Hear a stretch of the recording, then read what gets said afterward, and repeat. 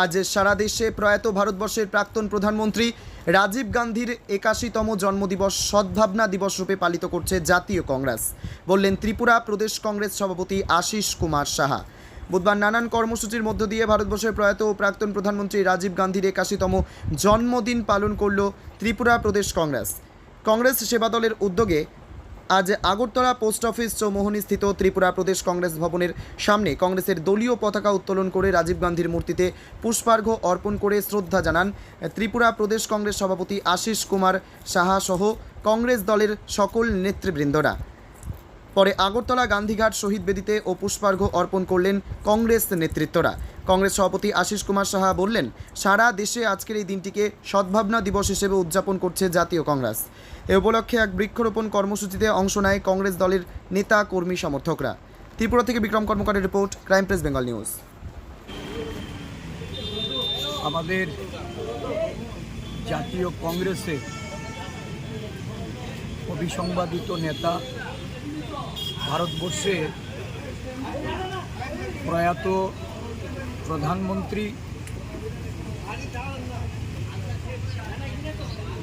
ভারতরত্ন রাজীব গান্ধী আজকে 81তম জন্মতিথি। এই দিনটি সারা দেশে জাতীয় কংগ্রেসের পক্ষ থেকে সদ্ভাবনা দিবস রূপে পালিত হচ্ছে। ত্রিপুরা প্রদেশ কংগ্রেসের পক্ষ থেকে এই দিনটি পালনের লক্ষ্যে আমাদের প্রদেশ, জেলা এবং ব্লক স্তরে রাজীব গান্ধীর প্রতি পূর্ণ শ্রদ্ধা সহকারে আমাদের এই কর্মসূচি আমরা পালন করছি। প্রদেশ কংগ্রেসের পক্ষ থেকে ওনাকে কোটি কোটি প্রণাম। 21 শতাব্দী একজন প্রধানমন্ত্রী হিসাবে যে স্বপ্ন ভারতবর্ষকে নিয়ে উনি দেখেছিলেন, এই স্বপ্নের ভারত গড়ার উনি একজন বড় কাণ্ডারি ছিলেন। ভারতবর্ষের বহু উন্নয়ন, বিকাশ এবং প্রগতির পদক্ষেপ ওনার স্বল্পকালীন প্রধানমন্ত্রীত্বে গ্রহণ করা হয়েছিল। বিশেষ করে তথ্য প্রযুক্তির যুগে ভারতকে প্রবেশ করা, ভারতবর্ষের যুব মহিলাদের সশক্তিকরণে 18 বছরের ভোটাধিকার, মহিলার সংরক্ষণ, পঞ্চায়েত আইনের সংশোধন,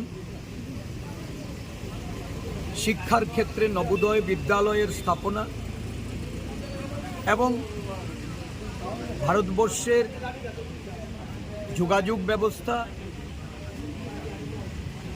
অন্তরিক্ষে ভারতবর্ষের যে পদচারণা, এই সমস্ত ঘটনাগুলি আমরা পরিলক্ষিত করছি।